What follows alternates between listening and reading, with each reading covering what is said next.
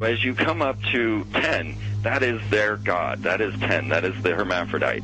But if you stop at 9 and you skip to 11, skipping God, then you are a Luciferian. Because 11 is the number of the magician. It's the one step above. Once you have accomplished the tree of life, you are now the magician. You are one above 10. But they're doing it by skipping God. That's the symbolism of 9/11.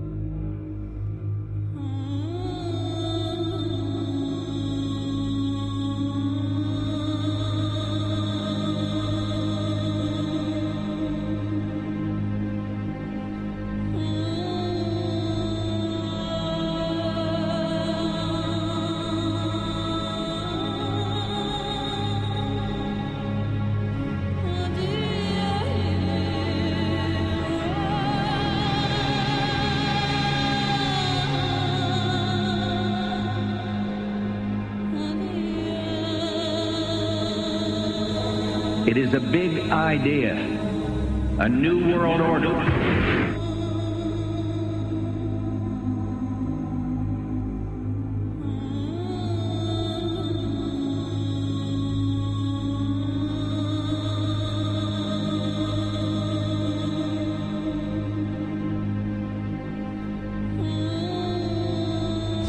We were on assignment. We were supposed to kill 2 birds with 1 stone. In Fight Club, Project Mayhem destroys a giant bronze spherical sculpture. This seems an obvious reference to the sphere at the World Trade Center complex. Trust me, everything's gonna be fine. In a pivotal scene reminiscent of 9/11, we see the destruction of skyscrapers and the change of a skyline. Second anniversary of the 9/11 attack on the World Trade Center, George Bush asked for an $87 billion increase in military spending.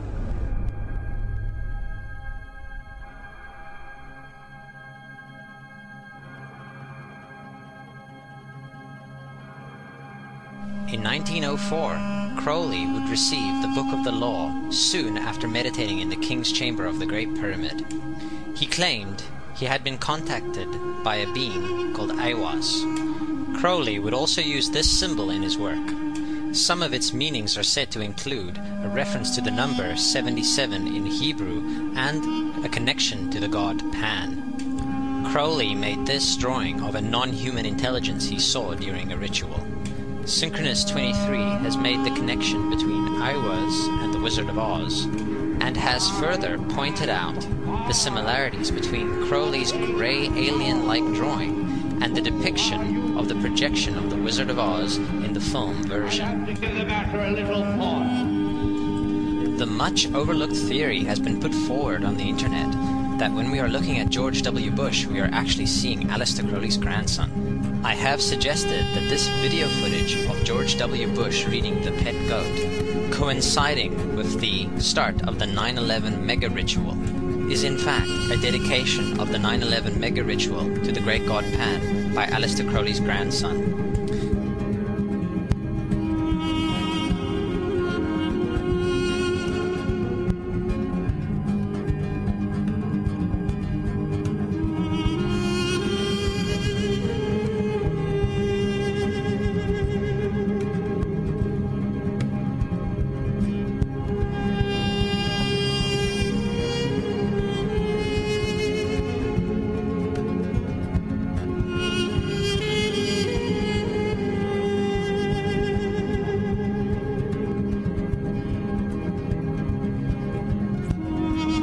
Things get a little weird. This is the 1978 version of The Wizard of Oz, The Wiz. Again, we see the Emerald City connected to New York. On arriving at the end of the Yellow Brick Road, Dorothy and her companions go through the circular portal.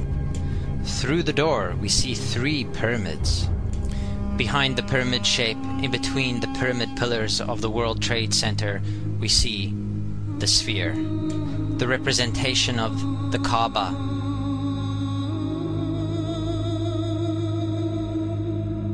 The inhabitants of Oz dance around the sphere in ritualistic fashion. Fashioned in giant letters over the dome of the sphere, we see the word Oz.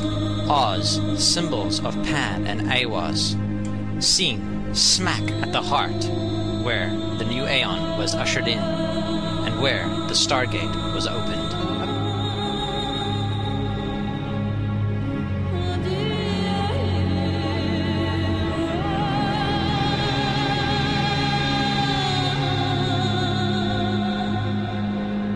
Between the Twin Towers is called the Spherical Caryatid. It was made by artist Fritz Koenig and was nicknamed the Sphere. We see that Koenig made this thing in Bavaria, the same place where the Illuminati was founded.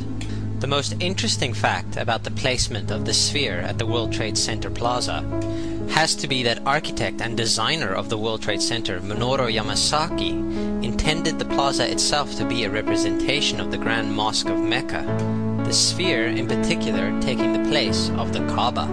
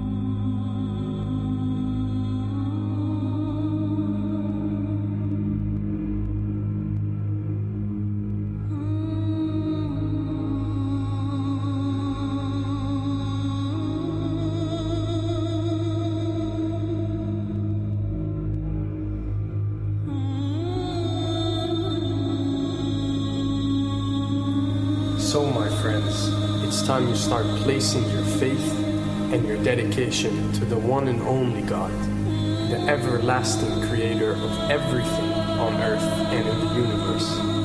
He is greater than anything our minds can comprehend. Do you know how many times Muslims are required to circle the Kaaba when they visit it? 7 times, each counterclockwise. Would you like to know why? You see, what binds us as humans to this life and to this dimension and to this earth is the limits of time and space. We are bound to this dimension and this reality through time and space. Hence, if one wants to leave this dimension or leave this reality, he needs to break away from time and space. So when you visit the Kaaba and you rotate counterclockwise, what is this practice actually doing? It is literally helping you elevate your soul and elevating yourself to break away from time and space so you can touch something so unique and so beautiful and so powerful that it changes your life forever.